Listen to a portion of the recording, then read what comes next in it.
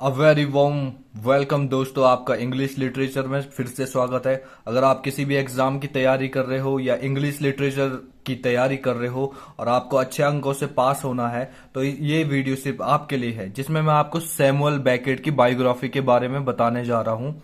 आपको biography exam में कैसे लिखना है और कैसे अच्छे अंक प्राप्त करना है। सो लेट्स बिगिन, ज्यादा देर न करते हुए।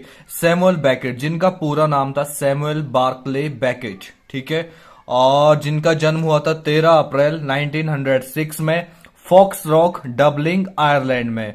जिनकी डेथ हुई थी 22 दिसंबर 1989 पेरिस, फ्रांस में। और इनका ऑक्यूपेशन क्या क्या था दोस्तों, इनका व्यवसाय क्या क्या था। ये एक Irish novelist, playwright, short story writer, theatre director, poet and literary translator थे, ठीक है। इनके फादर का नाम था विलियम फ्रैंक बेकेट। दोस्तों ये वाली लाइंस बहुत ही ज्यादा इंपॉर्टेंट है। जो नोट्स मैंने आपके लिए लिखे हैं ये बहुत ही ज्यादा इंपॉर्टेंट है। अगर आप इनको लिख देते हो एग्जाम में तो आप अच्छे नंबर से पास हो सकते हो। तो इनके फादर का नाम विलियम फ्रैंक बेकेट था, जो कि कंस्ट्रक्शन बिजनेस में काम करते थे। इनकी मदर का नाम था मारिया जॉन्स रॉय, जो कि एक नर्स थी। Samuel studied modern literature, Samuel ने मॉडर्न लिटरेचर की पढ़ाई करी थी आपकी डबलिंग में, जो कि ट्रिनिटी कॉलेज में करी थी। Samuel studied French, Italian, English at Trinity college. इन्होंने ट्रिनिटी कॉलेज में फ्रेंच, इटालियन और इंग्लिश की पढ़ाई करी थी। Samuel good at chess and cricket, Samuel अच्छे थे चेस और क्रिकेट खेलने में। He received his bachelors degree from Trinity college in 1927, 1927 में इन्होंने ट्रिनिटी कॉलेज से बैचलर डिग्री प्राप्त की थी, ठीक है। In 1929 Beckett publish his work a critical ऐसे, जिन्होंने एक क्रिटिकल ऐसे को पब्लिश किया था जिनका नाम था डांटे ब्रूनो विको जॉइस, ठीक है। In 1932 he wrote his first novel, जिनका नाम था dream of fair to midnight woman. First novel थी इनकी, जो कि 1932 में इन्होंने लिखी थी।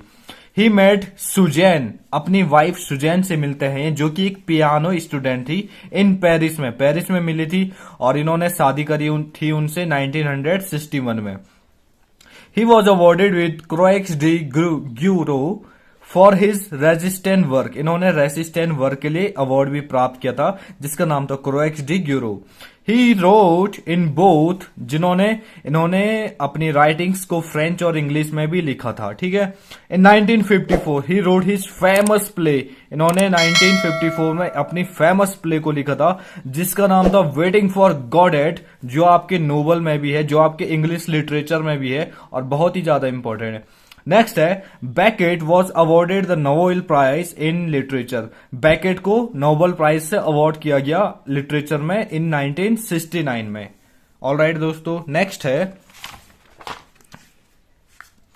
इन 1970s to 80s he wrote several place. 80 से 1917 से 1980 तक इन्होंने सेवरल प्लेस को लिखा, जिसमें है not I, that time, footfalls, neither, a piece of monologue, rockaby, ठीक है जी। ये इनकी फेमस प्लेस थी दोस्तों।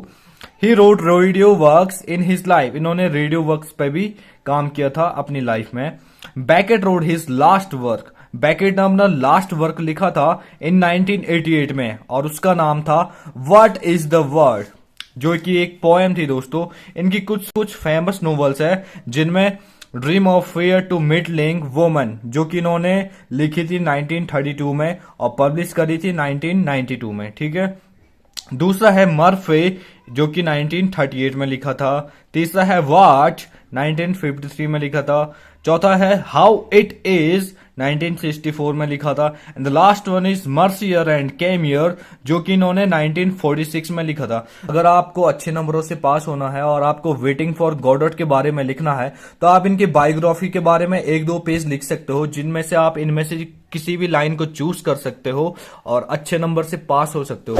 दोस्तों अगर आपको ये वीडियो अच्छी लगती है तो प्लीज लाइक और चैनल को सब्सक्राइब जरूर करें और मिलते हैं नेक्स्ट वीडियो में।